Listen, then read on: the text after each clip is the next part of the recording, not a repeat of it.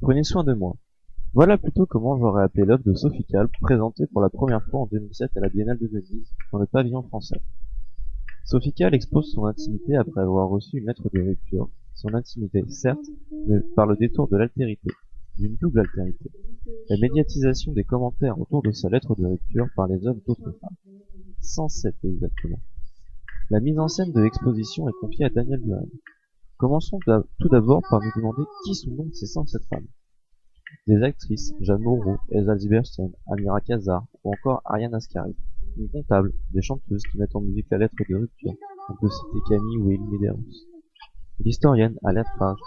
Une chasseuse de tête qui salue chez cet homme son admirable capacité à licencier. Une commissaire de police, une voyante, la sexologue Catherine Solano. Des écrivains, Christine Angelot, Marie Desplechin, Marie Minier. Mazarine Pinjot qui se livre à l'exercice du commentaire de texte.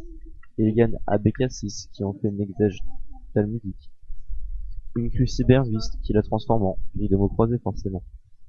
Une gamine en CM2, une experte des services secrets qui code la lettre, une dessinatrice, etc., etc.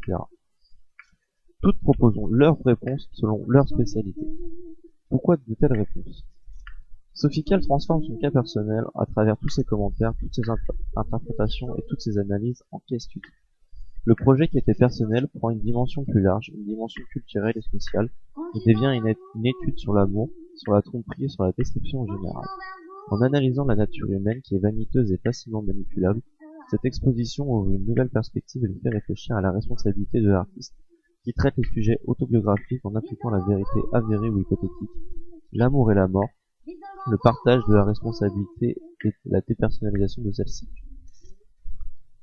Une œuvre à part. En effet, c'est une des rares œuvres où l'on peut voir un retrait volontaire de l'artiste. Elle n'a censuré aucune réponse, sa seule intervention pour ce travail a été de sélectionner les personnes qui réagiront pour elle. Peut-on alors vraiment attribuer cette œuvre à Sophie Calle, sachant qu'elle n'est que spectatrice? Évidemment que oui pour Sophie Calle, qui a toujours mis en perspective son intimité en faisant de son rapport à l'autre l'objet exposé. On peut notamment citer ces différentes œuvres telles que Suite vénitienne, Les Dormeurs ou encore L'Hôtel. L'artiste tisse les fils qui la relient à l'autre au long de notes, photographies et trajets incertains. L'autre, n'importe qui. C'est donc une démarche purement exhibo-intimiste. C'est en accueillant l'autre que Sophie Calle crée. Et c'est un processus que Prenez soin de vous a réussi à éclaircir et affiner. Cette fois, l'autre est Sophie Calle, et c'est à nous de créer.